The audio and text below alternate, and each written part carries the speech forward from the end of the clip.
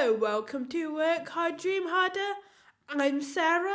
And I'm Tia, and we're just two best friends waffling about life and trying to survive until we're 30.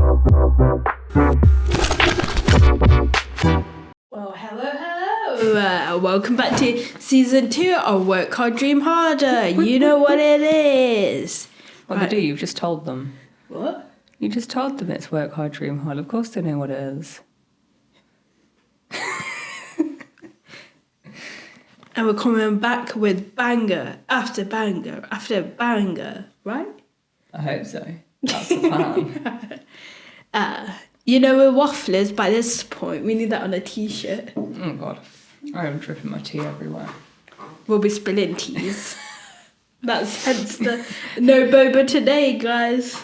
I've got my plant pot mug. Just so you know. Just in case you weren't aware. That's not a china cabinet, that's a plant cabinet. Oh, yeah. It's a china cabinet that I fill with plants. Yeah. It works really well for plants. There's like a little bulb on top for a plant light. Works amazingly. So we're deciding to do things a little bit differently this season because we waffle quite a lot. I think it's safe to say, but we quite often end up like going back to the same themes. So we're thinking of doing like a theme a month, and it just means that we have like enough time to actually just kind of, again, waffle on about what we want to, because I feel like one episode isn't always enough. So we're going to do a theme a month, so keep it on theme. If you have any theme ideas or anything you want us to talk about, put it down in the comments. And tweet us. Nostalgia. Segue, I was going to say tweet us, but tweeting doesn't exist anymore. No. It's X now. Ugh. I'm still not used to that. That's not a smooth segue as I thought it was going to be, but we're going to talk about nostalgia and why it's playing a curse and sometimes a good thing. Yeah. So we're going to talk about good old nostalgia, mate, and our opinions on it.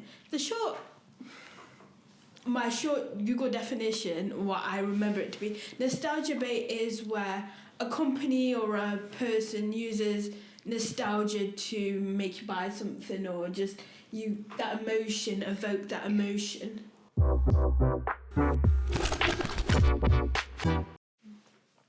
You see nostalgia bait most often with like films, TV, fashion trends, that sort of thing. And oh my God, it is in full force this year, I think. 2025, 2026, 2024 as well. Look at the film slate. We were talking about this earlier. Yeah, it's just like, why do we need a How to Train Your Dragon live action? And like all the Marvel stuff, like, okay.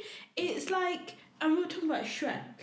Yeah, like literally this year I think we're getting another Shrek, another SpongeBob, How to Train Your Dragon live action, Moana live action, we've got like Wicked 2, Fantastic Four, Superman, God knows, even Avengers Doomsday, which is technically like a new idea, but it's bringing back Robert Downey Jr. But you know what, they're playing on nostalgia. So what annoyed me was, there was this trailer that they did, it was just like director chats with names or characters, and it was just like, James Marsden, what are you doing?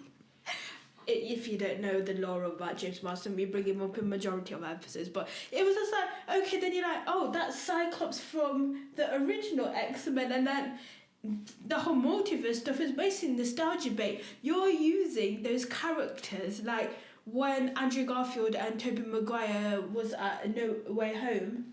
Yeah, but because it was leaked that they were going to be in it, it like sold out everywhere. Like, oh my gosh, it was crazy. Marvel did that with Doomsday, and I was like, I would have been surprised if I was like, oh my God, Cyclops, James Marsden. But now they just put it on there. I think, do you know, like, I get they wanted to bring Robert Downey Jr. back because it's going to get people through the door, but I don't think it'll bring as many people as they think.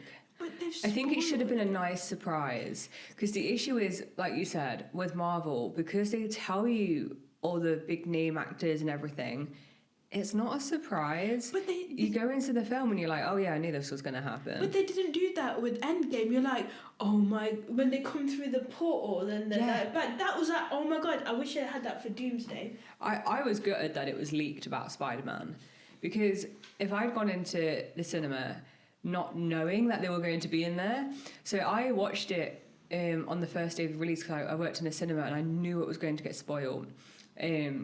I was working in the morning and I watched it in the afternoon, and I was avoiding like the after credits like the plague, and I wasn't letting customers talk to me about it. But I remember when he first came through the portal and people literally started cheering in the cinema. But you know what? The press junket that flipping Andrew Garfield run, he got me convinced that he was in the movie. There was something that what Andrew Garfield was doing. I was like, he convinced me that he wasn't going to be in it, because he was like, no. Like, he was taking that shit seriously. And then I was like, convincing myself, oh, okay. Yeah, this guy's taking it too seriously. Maybe he's not. But I mean, that spoils it. And I wish I didn't know all these characters that were in Endgame. It would have been nice to see that the OG X-Men come up without their names getting spoiled, because I think now Marvel is going that multiverse nostalgia route. Yeah. Like, now they got the rights to Fox. It came to me like, oh, even Deadpool.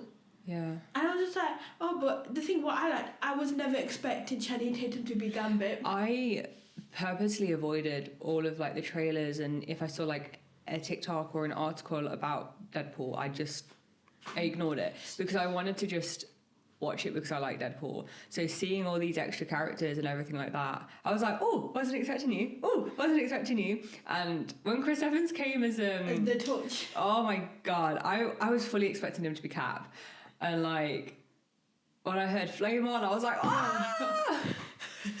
Oh, like, just imagine if you had that same reaction without knowing the X-Men would be in Doomsday. Like, yeah. And bringing back Robert Downey Jr.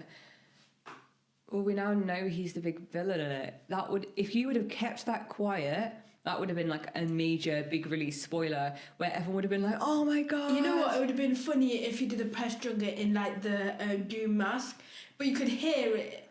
You can hear muffled. Like, I don't know, but to me, it's just like, they know people ain't going to go to the cinema, so they give it to you up front. And then you have outliners like Sinners. Oh yeah, Sinners has done amazingly recently. But you don't really know much about it. I mean, spoiler here, but I've had a lot of customers come out, they've been told it was good, but they've not been told what it was about. And they've gone, I'm surprised it was about vampires. Like, they were surprised by the concept of it because it wasn't all leaked and spoiled. Like, it makes a difference if you don't actually know what it's going to be about. And why nostalgia bait is working is because they know people aren't going to go to the cinema, so they're using that. Like, even back to, we were talking about the Disney Channel. Now, like, we were talking about like Wizards of Waverly Place. Yeah, they brought that back. They brought that back. iCarly. I don't think that's Disney Channel. But that's but they've still brought it back. Nickelodeon. Yeah.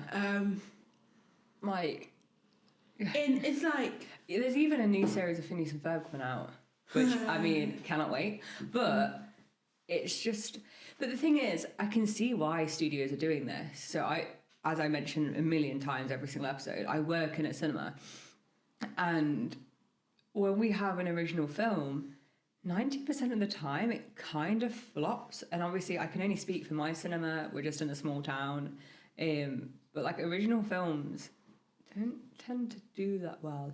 Like you say, we do have outliers like Sinners and stuff like that, but the films for us that do well are usually sequels. So like Inside Out 2 was massive. Wicked was really good, but that is based on a Broadway, and you have all the theatre like lovers who don't came mess to that. around with the theatre boys and girlies. Like, honestly, they will show up and I think the Wicked did it proud, but everything that is good is stuff that isn't original. It's either pre-existing IP. Yeah, so I mean, Minecraft, technically there isn't another film based on that, but that has an existing fan base, so you know that's going to work. And we've got like Superman and everything coming out, but everything that has done well for us is stuff that's already come out. So Wish was a brand new Disney film last year, flopped, massively flopped. Disney were trying to get people in. For us, when a kids film has been out for probably about 6 months and no one's coming to watch it anymore, we'll sell it £2.95 a ticket, whether you're a kid or an adult, on a Saturday or Sunday morning, 11 a.m. And it's just an old kids film, and it's just a cheap few hours out with the kids. Wish became our kids club film after about 2 months. It flopped so hard. It went from full price to kids club price within 2 months. And Disney was desperately trying to get people in. But like stuff like Moana 2, we were still selling out like months later. Like the consumers are making it so studios don't feel like they can bring out something original. And I think as well, now thinking about it, Sinners is an outlier in that Ryan Coogler's a good director, amazing, and then you got Michael B. Jordan. Oh yeah. Like, I think if it was an indie film, you need some, it's sad but named recognition. Yeah. I mean, actually, I was surprised that Until Dawn didn't do better, because that has an existing video game fan base, people who absolutely love it. And you know what? It's had a few bad reviews, but I quite enjoyed it. But then I don't think it had a big... because it's like... I don't know, but I know it's PlayStation. Yeah, but like, game. I only heard that because you guys are invested in... Well, our other friend groups. Beep beep to you too. And then you have this another phenomenon with IPs, right? So, Hunger Games, you have the prequel film, Songbirds and Snakes. Oh, yeah, something like that. Then that's based on the prequel books, but you're trying to capture nostalgia because the OG cast... Hunger Games came to a natural end, and they're like, oh, how can we make more money out of this? Don't get me wrong, it was a really good film. I watched it with my mum. I really enjoyed it. And they're doing it with... she wrote a book about Hamish's Hunger Games. Yeah, aren't they bringing that out as a film now? They're bringing that out as a film.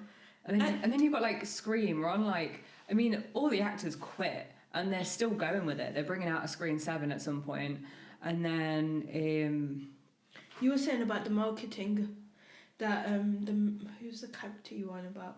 That they plastered on all Oh, so like Sydney Prescott from the Scream franchise. I think it was Scream number 6. Did that come out like last year or the year before maybe? She was like all over like the marketing posters and stuff. And she's like in it right at the end. I think she maybe makes a phone call at the beginning for like a minute or something. And then she's in it right at the end. It's like, you're not really in this. She comes in right at the end of a big fight and like shoots someone or something like that. And it's like, oh, okay. Oh, they did that with the Wizards of Waverly Place reboot. The guy who plays Justin, I think his name's David Harbour. David something. Yeah, not David Harbour. But Justin, yeah. Yeah. He's like the main character who comes back from, and then they have like Selena Gomez. They made a big deal that she's coming back, but like she's in like a few seconds or like the end finale, and like his parents show up. Like, but is that's when you milk it, right? Yeah, because all the marketing materials I've seen have involved Selena Gomez, but I've not watched it myself. But it's like it makes it look like she's in the entire thing.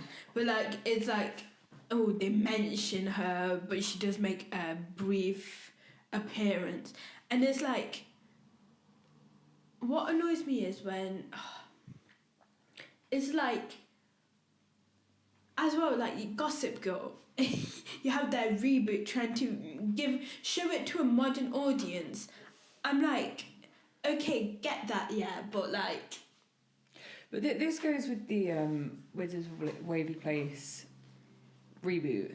So I've seen the first episode because nostalgia, but I feel like it's not made for the original audience, because even though it feels like they're trying to nostalgia bait trappers into watching this show,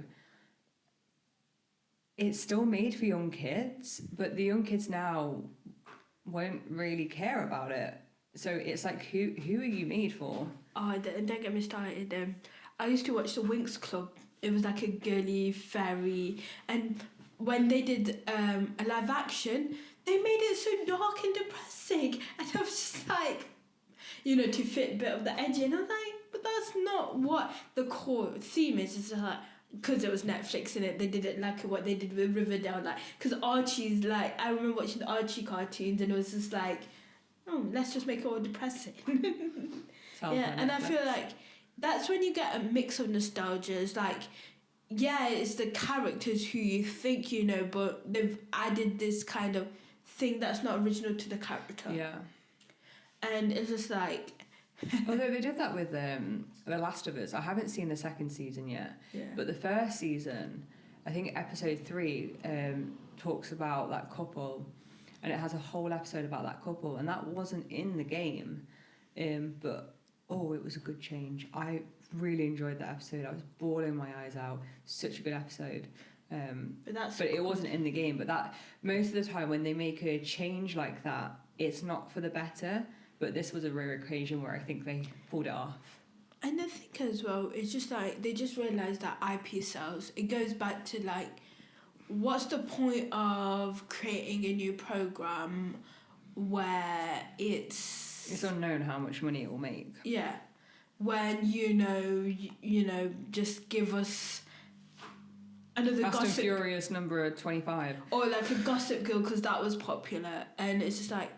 And you know what I've appreciated? Going back to nostalgic things, not even having nostalgia for it. Like, if you watch the seasons, I've been obsessed with Supernatural. And to me, I would have watched that when I was a kid. So it's nice to step in with a different lens.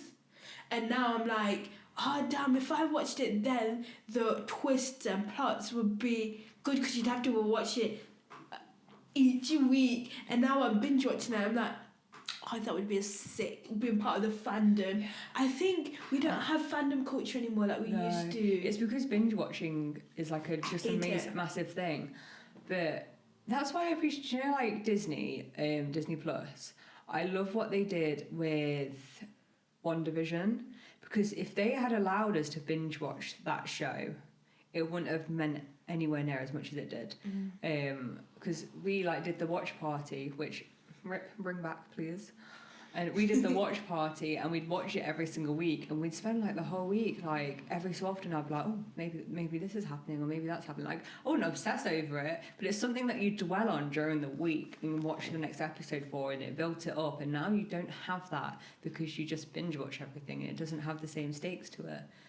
But it is also nice to have that option to binge watch as well. And I think as well, nostalgia is... It's never going to hit the same, because you watched it when you were a kid and now you're an adult. Yeah. You have that different life experience. So I like when programs like... It's either a continuation of the story, or it's like a different thing, like Power Rangers. Like each season is you follow a different group of Rangers. It's like you have the same theme of it's being Power Rangers, but you have a different group. And I think nostalgia is just weird. Like, well, I mean, we're nearing the end of our episode now, but nostalgia bait, is it a massive cash grab? Yes. Does it need to stop? Or is it something that's fine? I mean, it depends if the intention that is been set. Does it need, like, young Sheldon, that adds context to Sheldon Cooper's character in Big Bang. He didn't have to do it, but it's alright. Like, I quite enjoy it, to be honest. Yeah, but when it comes to the Gossip Girl thing, it's like, did it need more? Yeah. I think it's one of those things that... It's the intention of the person who's creating the thing. Yeah. I mean, the intention's always money, isn't it? At the end of the day. But it's like, it's that goes to the people who write Doctor Who, like, Russell T Davies was a fan of the original, that's why he could carry on it, because he appreciates the material. But like, sometimes you have that the Minecraft movie, you're like, oh, you just jot it off as a kid's film, and then it doesn't have to be good writing. No, but then it's like... started on Minecraft. But then again, it depends on, you know, the story. Black Jack in a blue t-shirt and he's Steve. Yeah, so Whoa. But yeah, so on that bombshell, pop in the comments, nostalgia bait. Do you think it's an issue or? We're coming to the end of the episode. Thank you for listening. Like we say, work hard, but dream even harder.